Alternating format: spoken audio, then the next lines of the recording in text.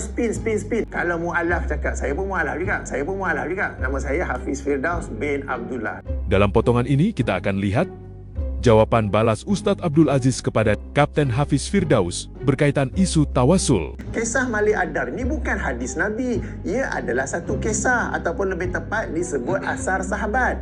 Okey? Para penonton yang dirahmati Allah, kalau mu'alaf cakap dia terkeliru antara asar sahabat, kisah sahabat dengan hadis Nabi, kita boleh maafkan. Namun, kalau yang cakap tu ustaz, dia boleh keliru antara hadis dengan kisah Malik Ad-Dar, tak lain tak bukan, dia cuba spin, dia cuba kelirukan orang awam, ada hadis ni. Padahal itu bukan hadis, ia adalah tindakan ataupun asar sahabat. Alright? Tapi saya tak bawa hadis sahih tu, saya bawa. Okey, alhamdulillah lah, saya bercukup lah, okey lah. Okey. Kemudian, first kritikan yang Kapten bawa, ni kritikan ni sekejap je kita lalu. Kapten kata kat saya kata hadis. Malik Ad-Dar ni hadis, bukan asar. Bukan hadis Nabi, ia adalah satu kisah. Pertama saya cakap hadis, sebab saya maksudkan, saya bawa hadis Uthman bin Hunayf satu, asar Malik Ad-Dar ni satu. Katakanlah saya tersilap cakap, riwayat Malik Ad-Dar ni hadis sekalipun, ala taslim, katakanlah saya main silap cakap pun, Imam Suyuti dalam Alfiah beliau sebutkan Alfiah al-Ilmu Hadis, memang ulama kadang-kadang guna istilah hadis untuk rujuk kepada asar. Ini bukan perkara yang asing dan pelik di kalangan ulama hadis.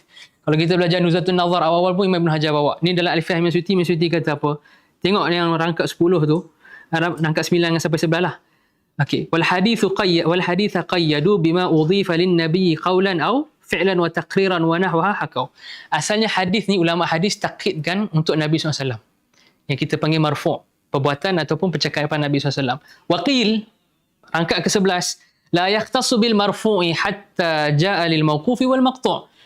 Ada pandangan ulama hadis juga yang kata istilah hadis boleh pakai untuk asar, dan riwayat Malik Ad-Dar ni asar.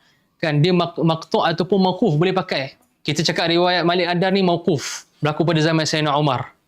Malik Ad-Dar ni sahabi tabi'in yang jumpa Sayyidina Umar, mauquf. Okey, boleh pakai istilah hadis. Walaupun bukan istilah yang masyhur lah, boleh. So tak perlulah kritik keras sangat. Ni ada je. Ma'ruf muktabar di kalangan ulama hadis. Okey, satu-satu dah. Nombor 2.